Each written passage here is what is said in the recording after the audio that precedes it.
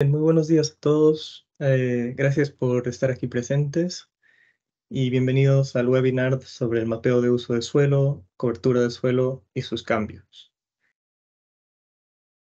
Mi nombre es Marcos Cablin, soy un analista de teledetección con Hatfield en Canadá, y estas diapositivas fueron preparadas por mi colega Justine Huget en el grupo CLS. Unos cuantos puntos antes de comenzar. Eh, La sesión de preguntas será al final del webinar, así que por favor escriban cualquier pregunta que tengan en el chat y al final del webinar intentaré ah, responderlas. Este webinar va a ser grabado y tendremos un enlace en nuestra página web, también en nuestra página de YouTube con la grabación, y les vamos a enviar esos links también después del webinar. Y por favor asegúrense que sus micrófonos estén apagados. Creo que deberían estarlo eh, eh, por default, pero uno nunca puede estar muy seguro. Muy bien. Este webinar viene en el contexto del proyecto EO4SD, que es una iniciativa de la Agencia Espacial Europea y tiene como objetivo apoyar a las instituciones financieras internacionales y a sus estados clientes para que aprovechen los beneficios de la observación de la Tierra en sus operaciones de desarrollo a nivel nacional e internacional. Como objetivos específicos, tenemos proporcionar información convincente y demostrar los beneficios y la utilidad de información basada en la observación terrestre dentro del marco de manejo forestal, prestar servicios a diferentes regiones geográficas, garantizar que los productos y servicios sean impulsados por los usuarios, proporcionar una oferta operativa de servicios forestales conteniendo productos de calidad controlada y proporcionar una transferencia de tecnología usando ejercicios de fortalecimiento de capacidades. Este webinar viene dentro de una serie de webinars que hemos venido haciendo. Eh, en particular sobre el mapeo de uso de suelo y cobertura del suelo, pero también hemos hecho otros webinars sobre el mapeo de manglares, las emisiones de perturbación de dosel y otros. Y podrán encontrar todas las grabaciones de estos webinars usando los links que están aquí en pantalla, y más bien voy a compartir esos links en el chat si les interesa.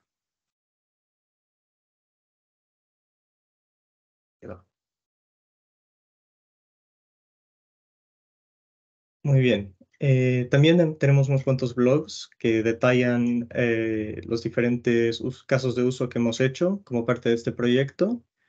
Tenemos uno, por ejemplo, sobre mejoras en el reportaje de Red Plus en la República del Congo. También hemos hecho uno sobre mapeo de manglares en Fiji, etc. Y ese es el último link que vengo de compartir. Muy bien. Este webinar tiene como objetivo demostrar cómo los productos de observación terrestre pueden respaldar la identificación de cambios de uso, de cambios en el uso y cobertura de suelo. Existen diferentes enfoques basados en datos de imágenes satelitales que utilizan imágenes ópticas, de radar o una combinación de ambas fuentes.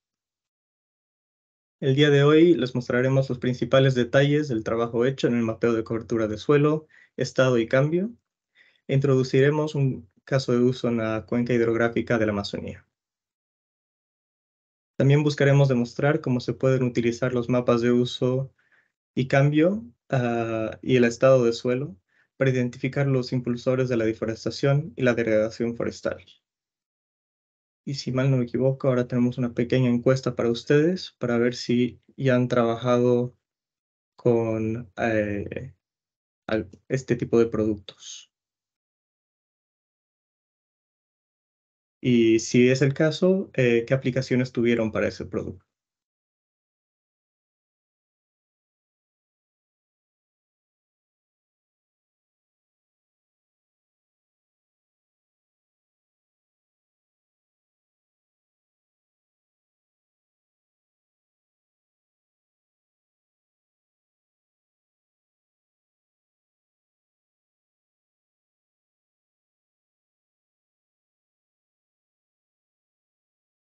Muy bien.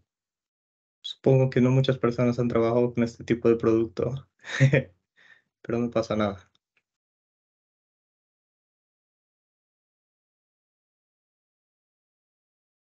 Y los que lo han hecho han sido más que nada para reportar para Red Plus, lo cual es un buen uso para este tipo de productos. Son muy útiles para eso. Muy bien. Continuando entonces. En resumen, este webinar va a describir los productos que hemos creado. Vamos a describir la aplicación de estos productos en un caso de uso del Banco Mundial. También hablaremos de aplicaciones potenciales de estos productos y finalmente tendremos una sesión de preguntas y de respuestas al final del webinar. Entonces, entrando un poco más a lo que es la descripción del producto. Como responsable de la toma de decisiones, saben lo crucial que es disponer de información actualizada sobre cambios en la cobertura del suelo. Con la tala ilegal y las prácticas poco sostenibles que amenazan nuestros bosques, es más importante que nunca monitorear estas actividades y tomar medidas para proteger nuestros recursos naturales. La comprensión de los impulsores de cambio nos puede ayudar a mitigar mecanismos climáticos y reportar para Red Plus. Los bosques tropicales suelen ser densos, de difícil acceso y ocupan grandes áreas, por lo que pueden ser difíciles de monitorear. Todos estos hechos hacen que las visitas frecuentes a campos sean costosas y hacen que algunos lugares sean inaccesibles. Pero gracias a recientes avances tecnológicos como constelaciones del sensor SAR, que es radar Sentinel-1, y del sensor óptico de Sentinel-2, es más fácil que nunca cartografiar tierras y tomar medidas de alta resolución, temporal y espacial. Esta resolución temporal y espacial es particularmente importante en ecosistemas tropicales donde la nubosidad puede ser un obstáculo importante para el uso de datos de observación de la Tierra. Y vamos a entrar un poco más en detalle en eso. Entonces, los mapas de estado de uso de suelo y cobertura de suelo permiten obtener información especialmente explícita de las áreas de de las diferentes categorías de tierra en un área. Los cambios en estos usos de suelo o la cobertura de suelo en los bosques son una amenaza de las últimas décadas que ha llevado a la fragmentación de hábitat y reducción de los servicios ecosistémicos, como la regulación de la calidad de agua. Los mapas son esenciales para el monitoreo forestal y la planificación espacial eficaz. Proporcionan datos de actividad para informes de emisiones REDD+ y gases de efecto invernadero, así como información para evaluar las tasas de deforestación y degradación forestal, identificar los impulsores de la deforestación y planificar los esfuerzos de la restauración forestal. Es necesario permitir evaluaciones precisas y especialmente explícitas de la extensión, pérdida y ganancia de los bosques, así como identificar los lugares de deforestación dentro del área de interés. Muy bien, ahora describiendo un poco los productos que tenemos. Eh, Muy bien. Estado sin fisuras. Bueno, el producto que tenemos representa un estado continuo de uso de la Tierra y la cobertura de la Tierra y sus cambios derivados de los datos satelitales de alta resolución, ya sean por radar, datos ópticos o una combinación de ambos. Podemos distinguir la cobertura de suelo y el uso de suelo, así como podemos distinguir la cobertura de suelo y el uso de suelo. La cubierta vegetal indica la superficie visible de la tierra, por ejemplo, cultivos, pastizales, agua, bosque o zonas urbanas, y el uso de la tierra indica el propósito socioeconómico para el que se utiliza la tierra, por ejemplo, agricultura, silvicultura, recreación o uso residencial. El uso de la tierra es siempre un tema complicado y es más difícil de obtener que la cobertura de suelo. Para obtener el uso de suelo podemos utilizar datos externos para su identificación. El producto de estado de suelo se distingue en un esquema de clasificación jerárquico de uso de tierra o cobertura de tierra, donde los polígonos representan la cobertura de la tierra y o el uso funcional de la tierra. El esquema de clasificación se puede adaptar a las necesidades de cada usuario. Los productos de cambio muestran las conversiones en uso o cobertura de suelo de una clase a otra, entre dos puntos en el tiempo. Estos productos tienen aplicaciones para proporcionar información básica, fundamental para una amplia variedad de tareas de monitoreo forestal y planificación espacial, la estimación de la superficie, ya sea de cambio en la cobertura de uso de tierra o de estado de la cobertura de uso de la tierra en una sola fecha. Esto es un valor añadido natural de los mapas de cambio de la tierra en muchas aplicaciones locales, nacionales y mundiales de contabilidad de la tierra. Por ejemplo, la cantidad de tierra asignada para un uso específico es un requisito clave de presentación de informes de los países a las estadísticas de las organizaciones de las Naciones Unidas para la Alimentación y la Agricultura, la FAO, y a la evaluación de los recursos forestales mundiales, así como los países que informan en virtud del Protocolo de Kioto y las actividades en evolución del Programa de Colaboración de las Naciones Unidas para la reducción y las emisiones derivadas de la deforestación y la degradación de bosques, REDD+. Otros ejemplos pueden incluir la identificación de las clases para la estratificación del inventario forestal nacional de ciertos países, análisis de datos de actividad para informes sobre gases de efecto invernadero, análisis de impulsores de deforestación y degradación forestal, la aplicación de REDD+, basado en comunidades, la planificación de la restauración forestal y paisajística, así como insumos para la contabilidad del capital nacional.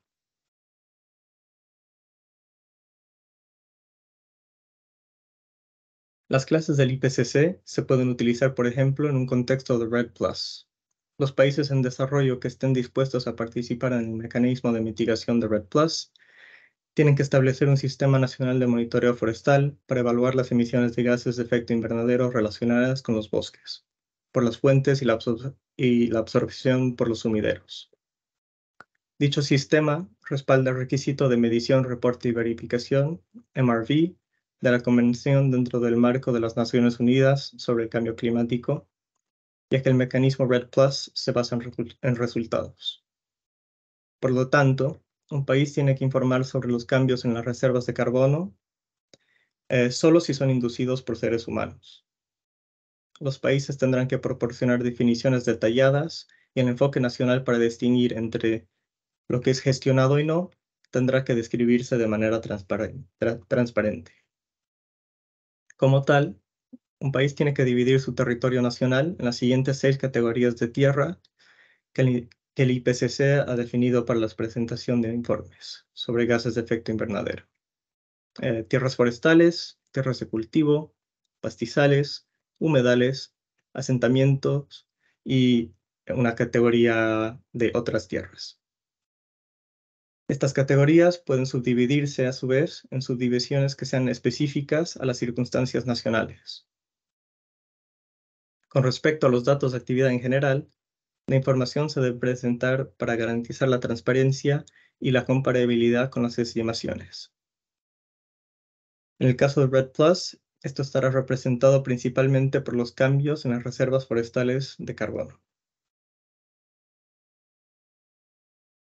Este tipo de clasificación nos permite comparar entre países, ya que es estándar. Este es el caso, por ejemplo, dentro de nuestro proyecto EU4SD Forest Management, en el que apoyamos el programa paisajístico sostenible de la Amazonía del Banco Mundial. Hablaremos de este caso un poco más adelante.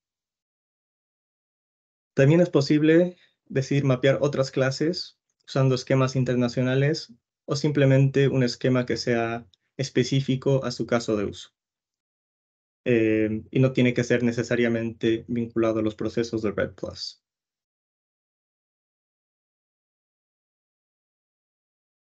Muy bien. Hablando sobre la adaptabilidad impulsada por el usuario, como parte del grupo de la observación de la Tierra Iniciativa Mundial de Vigilancia de la Agricultura, GeoGLAM, CLS ha estado desarrollando conjuntamente mapas de tipos de tierra de cultivo con sus colegas en Kenia y Tanzania. El objetivo de este trabajo es pronosticar el rendimiento de cultivos. Para este trabajo usamos datos de entrenamiento y validación que se obtienen a través del trabajo de campo eh, y que se utilizan en la clasificación de algoritmos para derivar estos tipos de cultivo. Para producir mapas de uso de suelo o usos o cobertura de suelo, tenemos un flujo de trabajo general que es más o menos el mismo para todas las situaciones. Podemos adaptarlo con datos disponibles, dependiendo de los recursos, el tiempo y conocimientos que tengamos, así como la precisión que requiramos y la escala del mapa. Podemos distinguir procesos automatizados, también podemos usar algunos procesos manuales. Aquí pueden ver un esquema de un principio general de generación automatizada de mapas de uso de suelo y cobertura de suelo. Requiere datos de entrada, un preprocesamiento de estos datos, datos para entrenar los modelos de clasificación automatizados, la derivación de índices que permiten a estos algoritmos clasificar de forma precisa, y finalmente la creación del algoritmo como tal para terminar la clasificación y subsecuentemente validar los resultados. Para empezar, recopilamos datos de entrada. Estos datos pueden ser imágenes individuales o series temporales de imágenes de alta resolución o de muy alta resolución. Trabajamos a menudo con imágenes ópticas, como ser las imágenes de Sentinel-2 o Landsat 8. Sin embargo, también podemos usar imágenes de radar, dependiendo de lo que queramos cartografiar. Por ejemplo, si deseamos cartografiar cuerpos de agua en un área de interés, el radar puede ser muy útil dentro de ese caso. Sin embargo, en un contexto general, el uso de radar tiene un impacto menor en los resultados de precisión y normalmente disminuye un poco la calidad de la resolución espacial.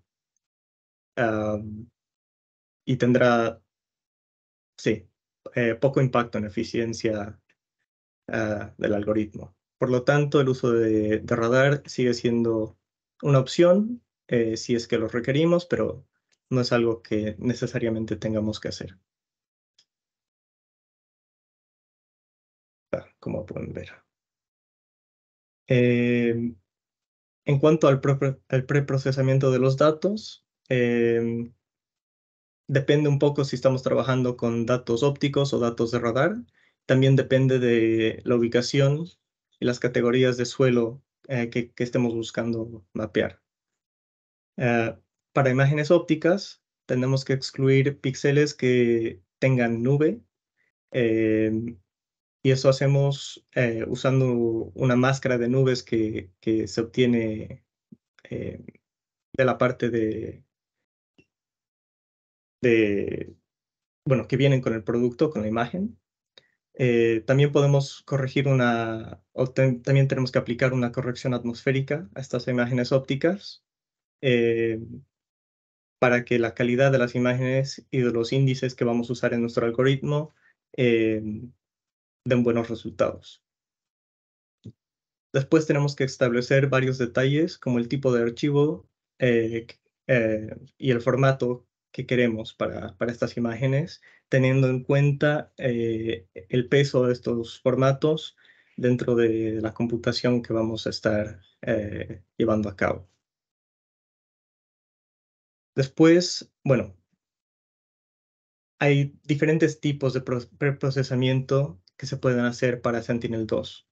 Tenemos el nivel L1C, que son imágenes sin procesar. Podemos usar estas imágenes si deseamos hacerlo, pero normalmente van a tener nubes o algunos artefactos y no van a darnos el resultado que estamos buscando. Las imágenes del nivel L2A Son imágenes corregidas en la parte superior de la atmósfera y estas imágenes ya están casi listas para ser usadas en nuestros algoritmos. Finalmente, el nivel L3A de Sentinel-2 son mosaicos mensuales que son libres de nubes.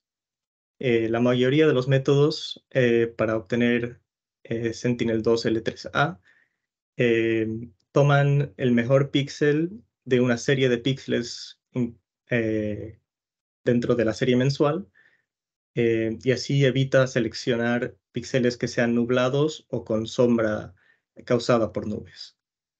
Eh, esto es útil si estamos trabajando en un área muy nublosa eh, y nos garantiza un mejor resultado dentro de nuestras clasificaciones. Finalmente, los datos de entrenamiento que requerimos se utilizan para entrenar el modelo de clasificación. Los datos de entrenamiento tienen que identificar las categorías de tierra que nos gustaría tener dentro de nuestro mapa. Entonces, si estamos queriendo mapear bosques, pastizales y humedales, tenemos que tener datos de entrenamiento para cada categoría. Estos datos podemos obtenerlos a través de una visita a campo y con un GPS, por ejemplo, para georreferenciar los puntos. O podemos usar sistemas como Open Forest Collect o Collect Earth, que nos permiten crear un proyecto propio y acceder a varias imágenes, por ejemplo, de Planet, con el plugin para Quantum GIS de Planet, que nos permite acceder a imágenes de muy alta resolución, de aproximadamente 5 metros de resolución, con una frecuencia mensual o semestral. Haciendo esto podemos visualizar ciertas áreas de interés y darles y ponerlas dentro de una categoría. Terminamos entonces con una tabla de puntos que podemos usar para entrenar nuestros modelos. Para derivar, bueno, después de haber hecho todo eso, podemos generar una serie temporal de imágenes eh, apiladas y de ellas calcular varios índices espectrales que nos permitan identificar diferentes características de las categorías de terreno y distinguir unas de otras. La fenología es un parámetro importante que podemos obtener de nuestra serie temporal de imágenes. Esta diapositiva presenta rápidamente las estadísticas que podemos extraer usando un solo índice, que es NDVI, de nuestras imágenes de nivel L3A. Podemos obtener, por ejemplo, la media dentro de NDVI, la desviación estándar, mínimo, máximo, la ocurrencia de NDVI, y eso solo es un índice. Hay varios otros que también podemos calcular. Entonces, todos estos datos los compilamos y en pocas los ponemos dentro del modelo para que después el modelo pueda identificar las diferencias entre las diferentes clases que queremos identificar. Para la clasificación de uso de suelo y cobertura de suelo, hay una amplia gama de algoritmos, tanto en el dominio de Machine Learning como en el de Deep Learning. Podemos usar el popular algoritmo de clasificación Random Forest, que cae dentro de la categoría de Machine Learning. Tiene la ventaja de ser relativamente simple de parametrizar.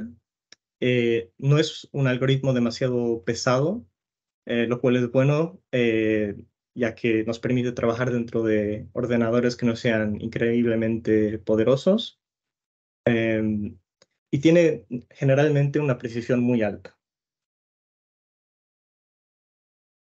Trabaja a partir de un conjunto de bandas de Sentinel-2, así como de varios índices que calculamos.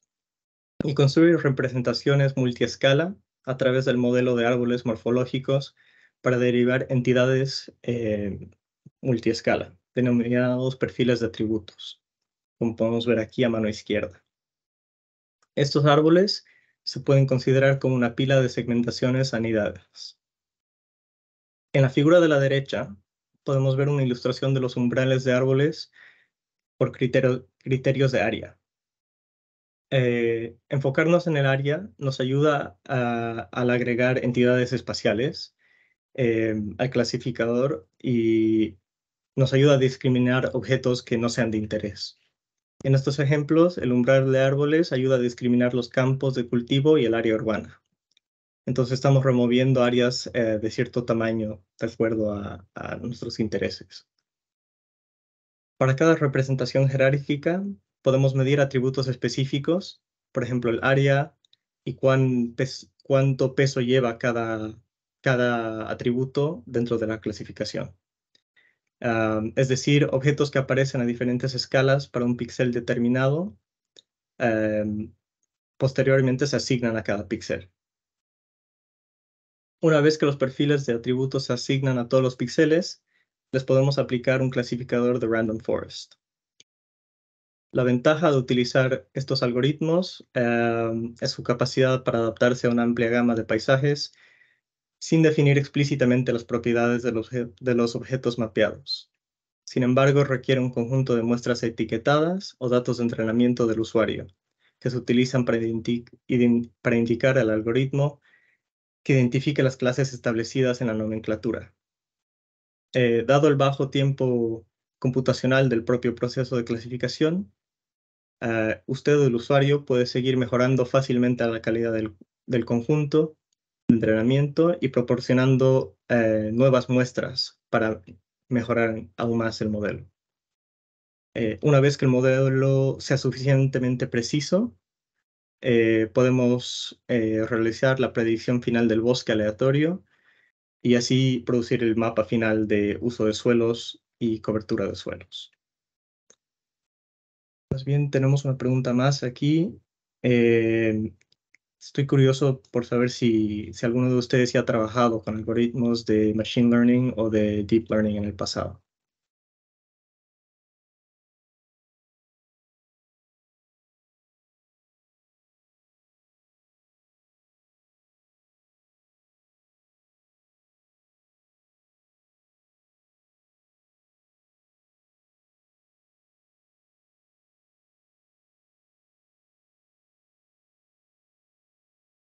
Ok.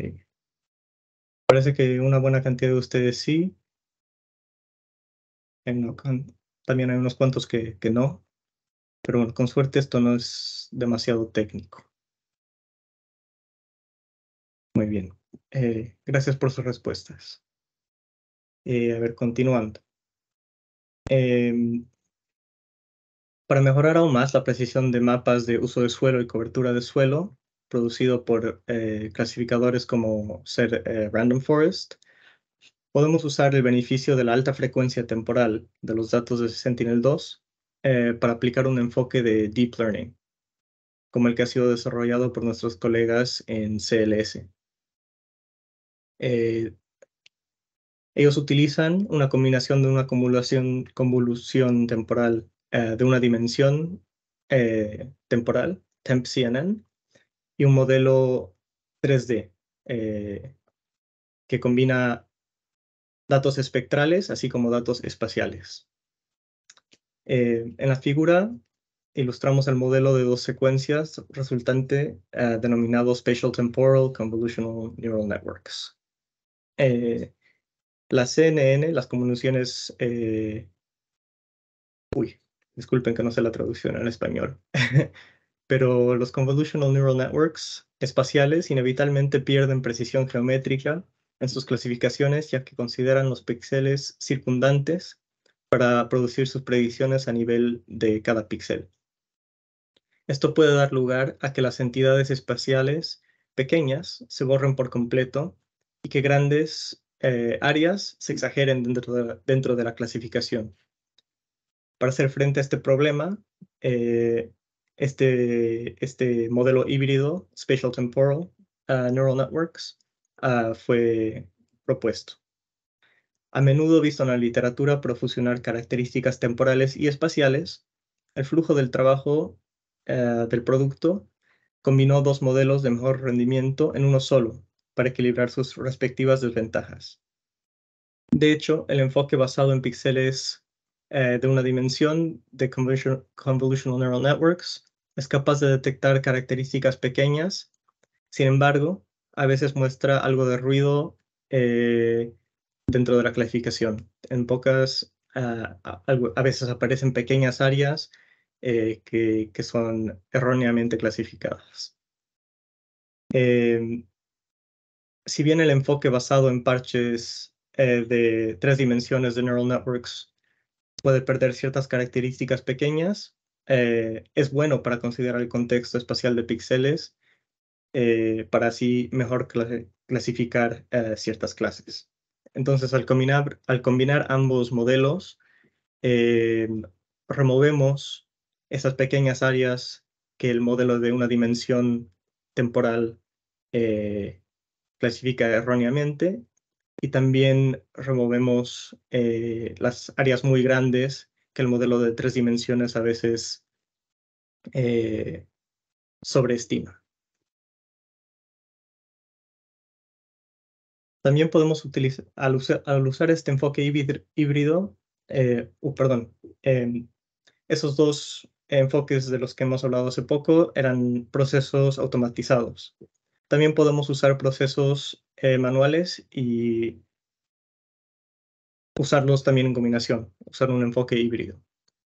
Este mapa, por ejemplo, muestra un producto de información preciso sobre el uso de suelo y cobertura de suelo en Calcuta, en la India, dentro del proyecto EOForesty Urban.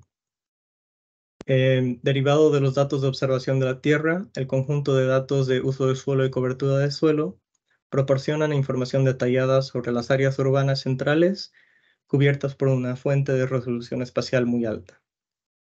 El proceso automatizado dentro de este proceso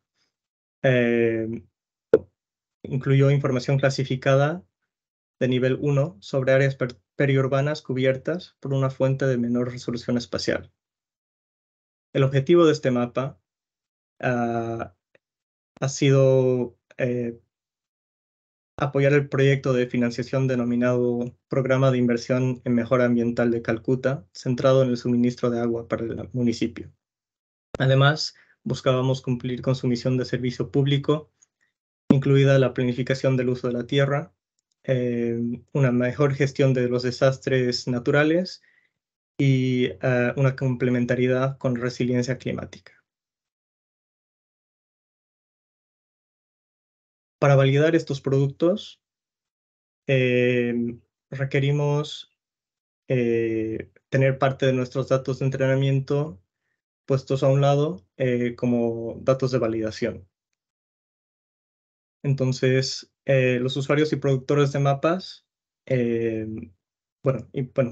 más bien comencemos con por qué validar estos productos. La validación es muy importante para comunicar y comprender la calidad de estos mapas.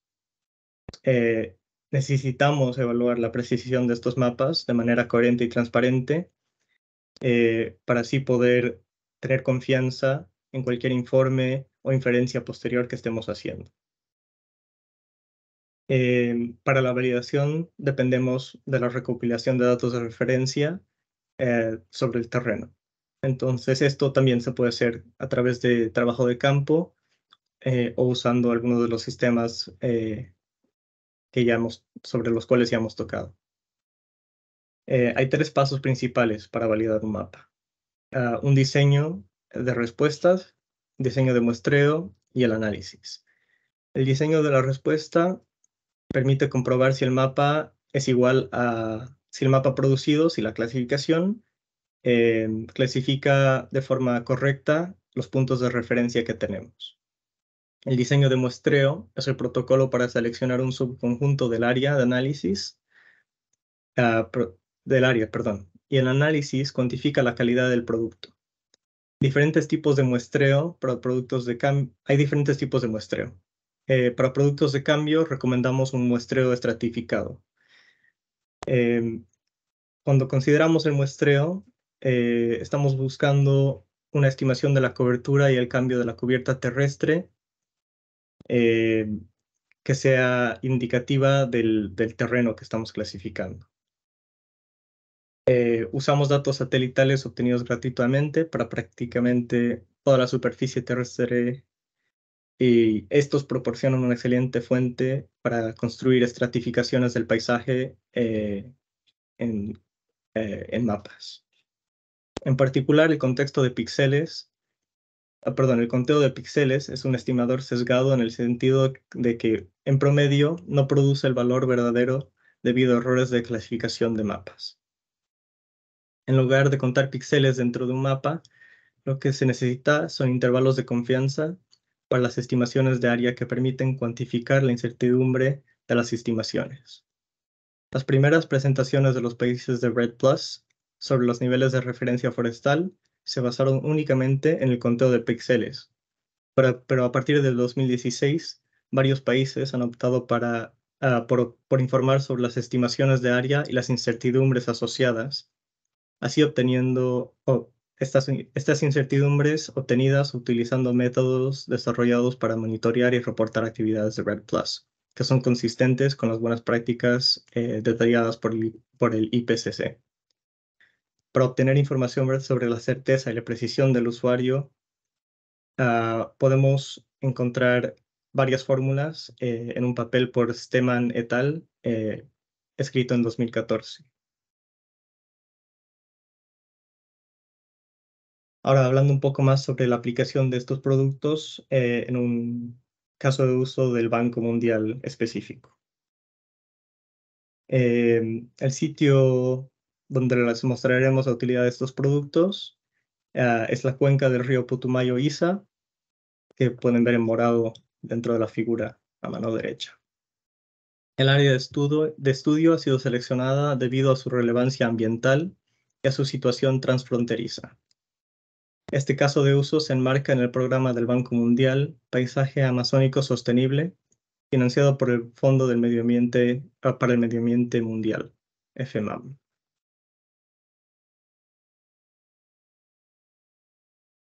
Las áreas de interés utilizadas por los casos de uso que representan el programa ASL se sitúan en la cuenca del Putumayo-Isa y son de amplio alcance y abarcan Colombia, Ecuador, Perú y Brasil. La cuenca alberga uno de los bosques intactos más grandes del mundo, con más del 75% de su área dentro de áreas de conservación existentes o propuestas, y 19% del área es protegida. La biodiversidad es excepcionalmente rica dentro de la cuenca y su consiguiente valor ecológico es uno de los más altos de la región. Sin embargo, hay mucha actividad minera en las áreas de interés de la cuenca. Tenemos por ello necesidad de obtener una definición común de uso de suelo y cobertura de suelo para que los 4 países de la cuenca trabajen usando la misma base. Los cambios en el uso de suelo y cobertura de suelo permiten caracterizar los usos y coberturas de suelo en la cabecera de la cuenca, así como los cambios causados por la presencia de minas y cualquier otro impulsor de deforestación.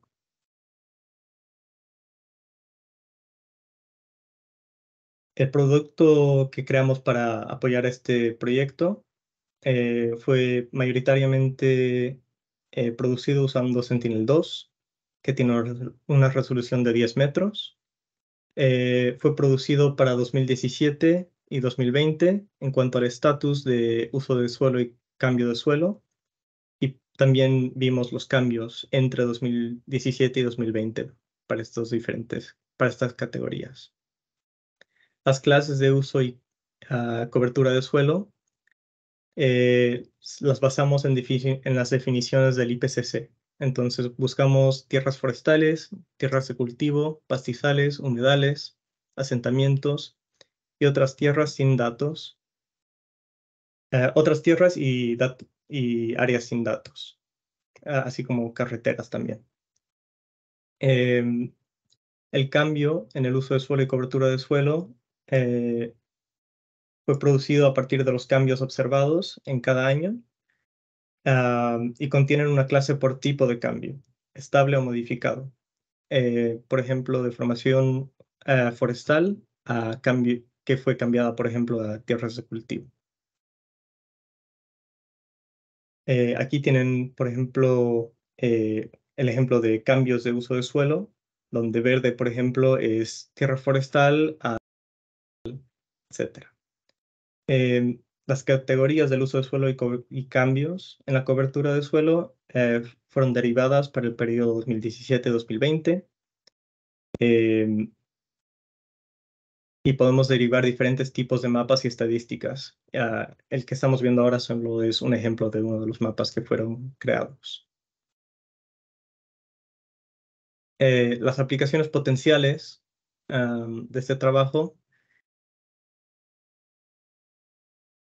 Aquí tenemos, por ejemplo, un ejemplo de mapa forestal pared a pared que se produjo para la Agencia Gabonesa de Estudios de Observación Espaciales. Basándonos en mapas de 2010 y 2015, realizamos un análisis de los cambios en el área forestal para identificar impulsores de deforestación y la degradación forestal. Dentro del marco del proyecto, se llevó a cabo una transferencia de tecnología y conocimientos técnicos que también se ofrece a través del proyecto EOFOREST Forest Management para casos de uso en países tropicales. Aquí a mano derecha, también en Gabón, nuestros colegas en CLS llevaron a cabo un análisis de datos de actividad para respaldar el reportaje del país. El estudio utilizó muestras y el modelo de regresión de expansión para extrapolar a escala del país una estimación de la cantidad de degradación y deforestación. Para cada instancia de degradación y deforestación, se llevó a cabo la identificación de impulsores de cambio, lo cual es necesario para especificar la cantidad de emisiones que se originan por los cambios en el uso de la tierra. De hecho, para la presentación de informes dentro del marco de REDD+, las clases del uso de la tierra son de gran importancia. Esto se describe con más detalle en las siguientes diapositivas. En este ejemplo, vemos que las superficies y tasas de deforestación y degradación forestal pueden permitir la evaluación espacialmente explícita y precisa de la extensión, pérdida y ganancia de los bosques, la identificación de lugares de deforestación y, en combinación con los factores de emisión, la evaluación de las emisiones de gases de efecto invernadero asociadas con el cambio de tierras y bosques. Entonces podemos comenzar con nuestro muestreo semi-aleatorio. Terminamos con nuestra clasificación aquí. Y después terminamos con una idea de la superficie de cada categoría con un intervalo de confianza del 95%. Eh, este estudio se llevó a cabo todavía en Gabón eh, y al final terminamos con una generación de matrices complejas que permitieron comprobar el cambio de la Tierra. Eso vamos a ver en las siguientes diapositivas.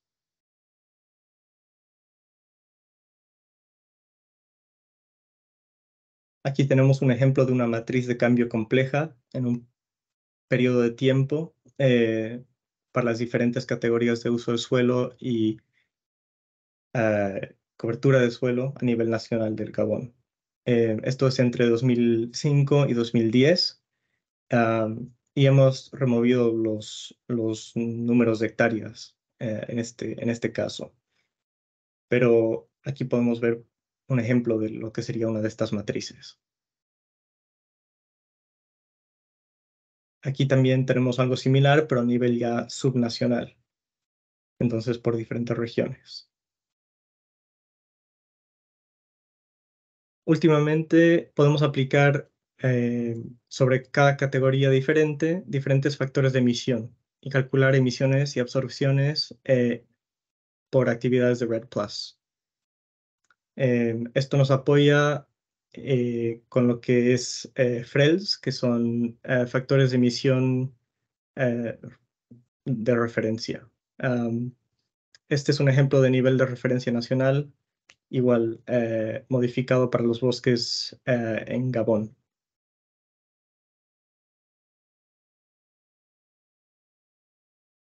Finalmente, el producto de detección de perturbaciones forestales podemos utilizarlo para derivar un producto de uso de suelo, cambio de suelo o cobertura de suelo específico, de modo que la pérdida de cobertura forestal se pueda caracterizar por categoría de tierra. Este es un ejemplo de producto adaptado, impulsado por el usuario de acuerdo con los requisitos del usuario.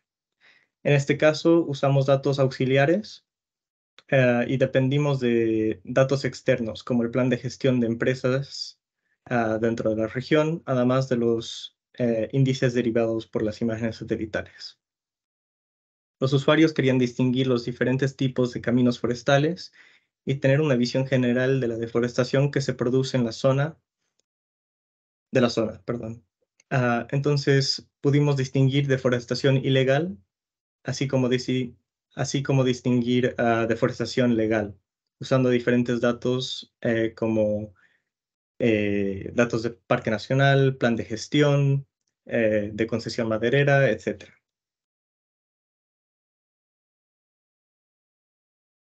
El monitoreo,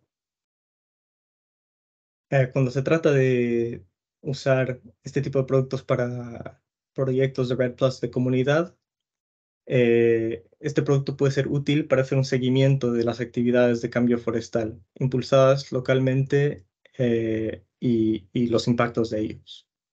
Por lo tanto, es relevante involucrar a la comunidad en la implementación y el monitoreo de REDD+. En este contexto, tenemos el objetivo de mejorar la participación y la inclusión de los pueblos indígenas y las comunidades forestales en los procesos nacionales de REDD+.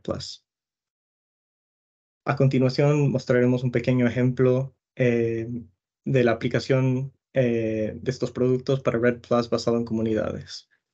En este ejemplo cartografiamos el uso de suelo y cobertura de suelo de una aldea para identificar zonas de agrosilvicultura y sitios de regeneración natural asistida. Esperamos que los sitios de regeneración natural asistida aumenten la reserva de carbono y otros servicios ecosistémicos, así como aumentar la superficie de la cubierta forestal y ayuda a obtener beneficios económicos a la comunidad. El uso de un enfoque basado en la comunidad permite involucrar a la comunidad en la gestión, educación forestal, así como mejorar los métodos agroforestales y la regeneración natural asistida, también como la gestión de incendios dentro de ciertas regiones.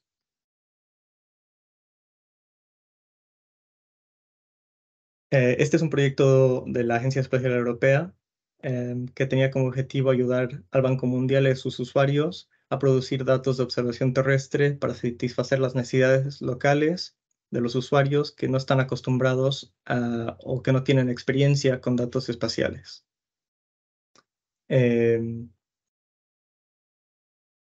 Sí, este proyecto se llevó a cabo en México y en Colombia y el apoyo solicitado fue por el BID, el Banco Interamericano de Desarrollo.